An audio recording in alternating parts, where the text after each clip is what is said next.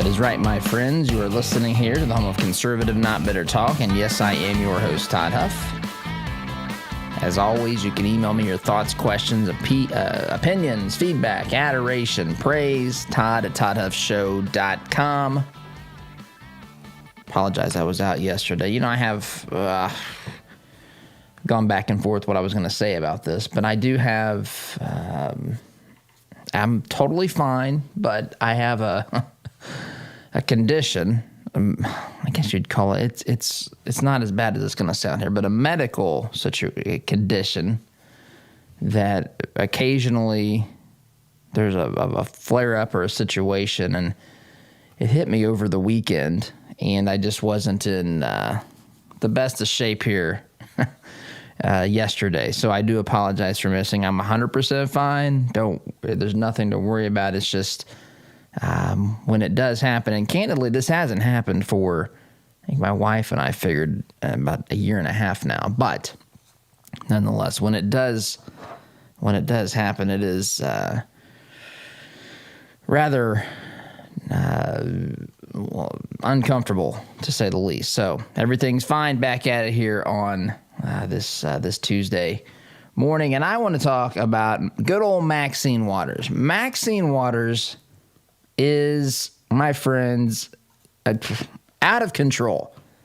Maxine Waters is, I don't even know how to describe what is she, 80? I think she's 82 now.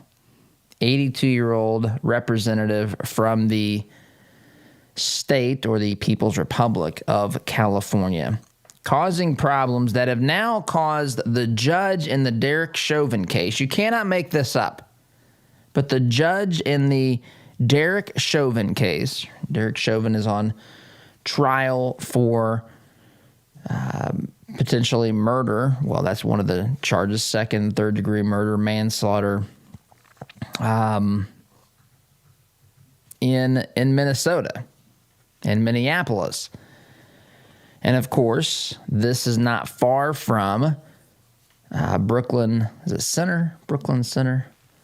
I want to call it Brooklyn Park. Brooklyn Center. It's on the TV here right now, actually. But Brooklyn Center was where a week or so ago an officer shot and killed Daunte Wright during a traffic stop not far from tragic situations all around, right? So we got the George Floyd trial, the murder trial of George Floyd happening in Minneapolis with the officer Derek Chauvin. We've got the shooting happening last week in Brooklyn Center with the death of Daunte Wright.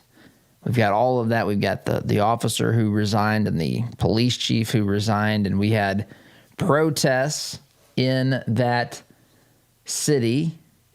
We had the city manager, wasn't it, resigned for simply calling for due process. We've got to the point now where we're resigning or you can lose your job over calling for due process, which is an atrocity also.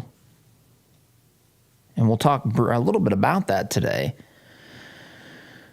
Maxine Waters goes there over the weekend to join in the protest, and she is talking with, I guess you could say, I don't know if it's really reporters. She's, people, anyone with the camera today can ask questions, and someone is asking questions of Maxine Waters, the congresswoman from the People's Republic of California.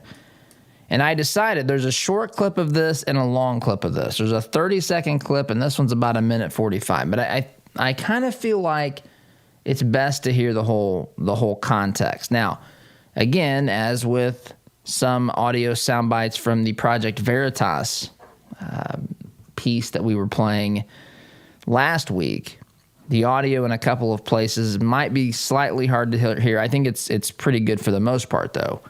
And it's primarily because of the protesters in the background, and they're outside, and this is in a protest environment. So a couple of places it's hard to hear, but I just want you to listen.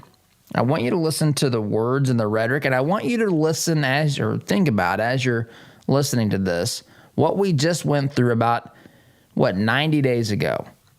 Actually, today, sorry, I know that, 90 days ago, Biden took office at noon today, right? We were promised utopia on earth.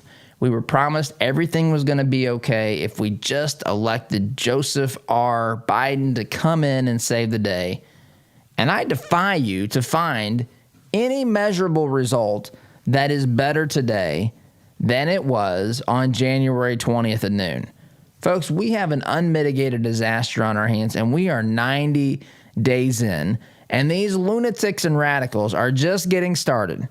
Packing the court, removing the filibuster so that they can pass things like D.C. statehood potentially, reparations bills, you name it. These folks are just getting started, and we're only 90 days in to this unmitigated disaster.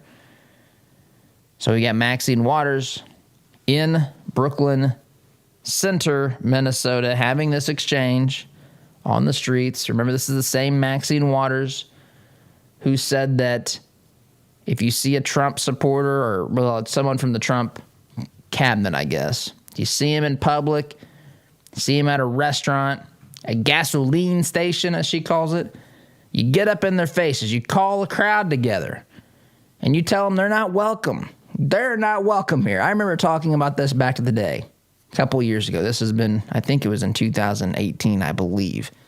You get up in their face. You tell them that they're not welcome here. You cause a scene. This is applauded by the radical left, by the media. This is considered what is necessary, I guess.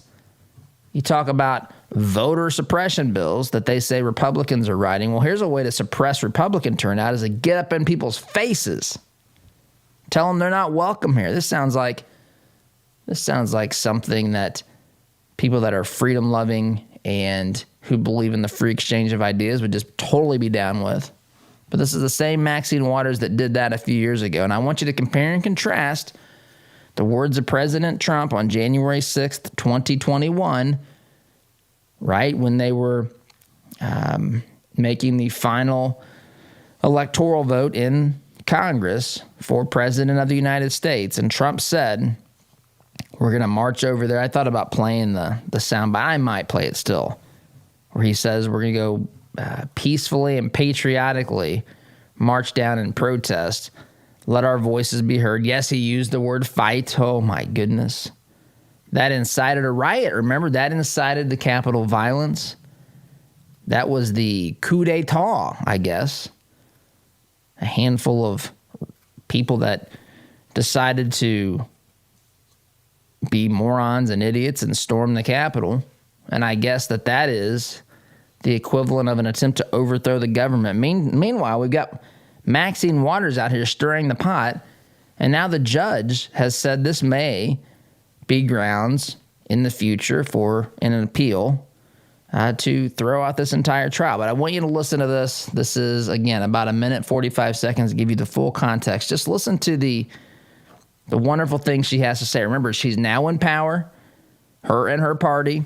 This was, when they were elected into power, this was supposed to do away with any and all problem because Trump was the problem. Republicans were the problem. And just listen to this rhetoric. Here she is, Maxine Waters, over the weekend. Reform. And so, yes, I would like to see the bill in Congress pass on police reform, but I know that the right wing, the racists, are opposed to it, and I don't know what's going to happen to it. But I know this: we've got to stay in the street, and we've got to demand justice. As a black man, despite all of the efforts, I feel like nothing changes. And George Floyd is waking so many people up, yet nothing has happened. Despite the rhetoric, like what needs to happen that's different this year than all the years before? We're looking for a guilty verdict.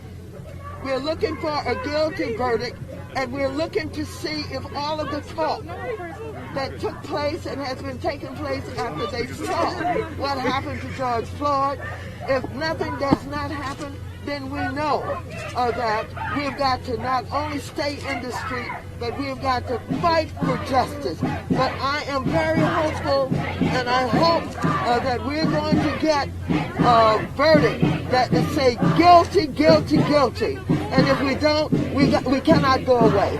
And not just manslaughter, right? I mean... Oh, no, not manslaughter. No. This is guilty for murder. I don't know whether it's in the first degree, but as far as I'm concerned, it's first degree murder. Congresswoman, what happens if we do not get what you just told? What should the people do? What should protesters on the street do? I didn't hear you. What happens? What should protesters do? Well, we got to stay on the street, and we've got to get more active. We've got to get more confrontational. We've got to make sure that they know that we mean business. What do you think about this curfew tonight? There you go. They have to get more confrontational. They have to let people know that they mean business, is what Maxine Waters said. Also, I want to play the full clip so that you could hear where this really started. Again, remember, we had to elect Joseph R. Biden and the Democrats to bring this nation back to a place of unity. They were going to usher in unity, utopia, peace on earth. And she's out there at the beginning saying that she's wanting to introduce police reform, but her Republican colleagues will not stand for it because they're racist. Essentially what she said there. They're racist. They're bigots. They are fine in her mind, the way that she wants to stir this pot here with innocent people dying at the hands of law enforcement. This is how they want to frame this. Remember the scene here. This is at a protest in Brooklyn Center, Minnesota, 10 miles from where the trial of Derek Chauvin is taking place. By the way, jurors now, I haven't seen anything breaking news, so I don't know how long they're going to be deliberating, but they have been deliberating since yesterday, sequestered. So this is what unity looks like. Unity looks like this to the radical left. This is what unity looks like. Get up in their faces. Get more confrontational, as she's said, both here and in the past. Let them know they're not welcome, as she said about Trump supporters, Trump cabinet members back in 2018. The left has no problem with this. In fact, the left defends this. The left says, and I'm not going to act like they act when Trump says something. I'm not going to say that, you have to allow for free speech and the free exchange of ideas.